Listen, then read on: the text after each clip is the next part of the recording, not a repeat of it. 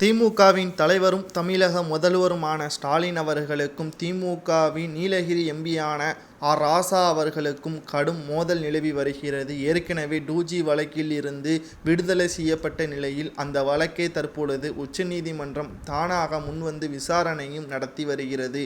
இதில் ராசா அவர்கள் பல உண்மைகளை கூறினால் திமுகவின் கூடாரமே சரிந்துவிடும் என்றும் அரசியல் வட்டாரத்தில் பேசப்படுகின்றன.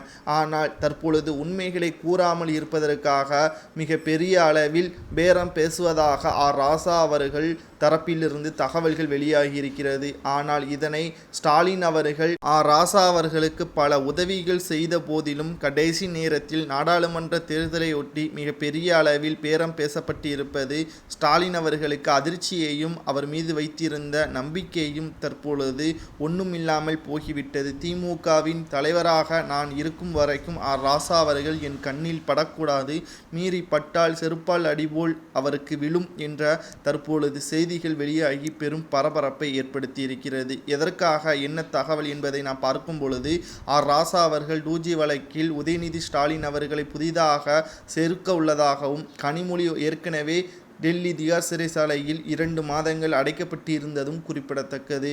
மீண்டும் இந்த வழக்கை விசாரணை செய்வதற்கு உதயநிதி ஸ்டாலின் அவர்களின் பெயரை எதற்காக ராசா அவர்கள் கூற வேண்டும் என்பதை நாம் பார்க்கும் பொழுது, துணை முதல்வராக உதயநிதி ஸ்டாலின் அவர்கள் வந்துவிட்டால் நிச்சயமாக மீண்டும் தன்னை எம்பியாக தேர்வு செய்ய மாட்டார்கள்.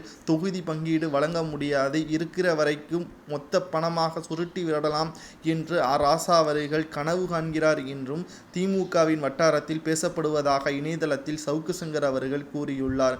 ஆனால் தற்பொழுது திமுகவின் தலைவர் ஸ்டாலின் அவர்கள் மிக பெரிய அளவில் ராசா அவர்கள் மீது நம்பிக்கை வைத்திருந்த நிலையில் கடைசி நேரத்தில் மொத்தமாக அவர் மீது அவநம்பிக்கையாக மாறிவிட்டது என்றும், இனி என் கண் முன்னால் ராசா அவர்கள் வரக்கூடாது என்றும் கோபத்துடன் கூறிவிட்டதாக தகவல்களும் வெளியாகி இருக்கிறது.